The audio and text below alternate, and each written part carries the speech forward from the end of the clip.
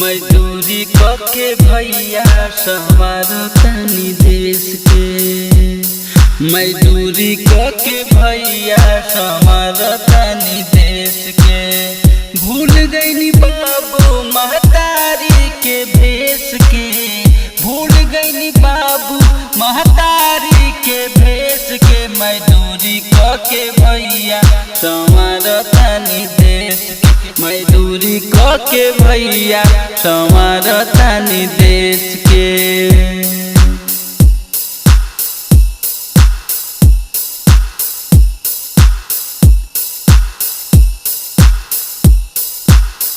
कईनी पढ़ाई नाही कईनी किसानी, मिले नाही दूजुल के फिर भी दाना पानी। हो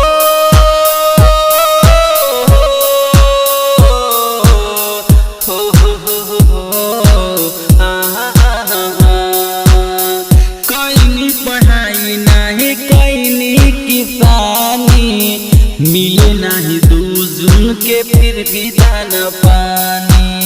रोजे कुलूस में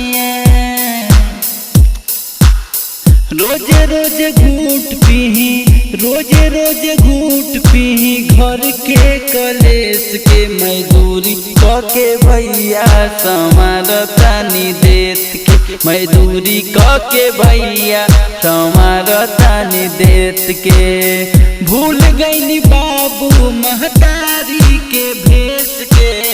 भूल गईनी बाबू महतारी के भेष के। मजदूरी करके भैया संवारो तनी देश के। मजदूरी करके भैया संवारो तनी देश के।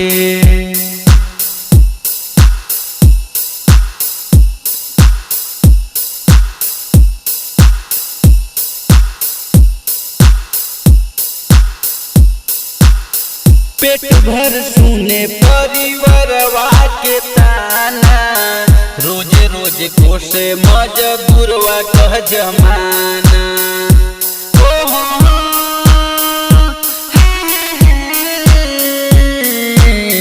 पेट भर सुने के परिवारवा के ताना, रोजे रोजे कोसे मजदूरवा कह जमाना।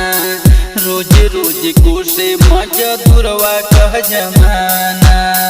अपना के दोष देही, अपना के दोष देही या कि परिवेश के।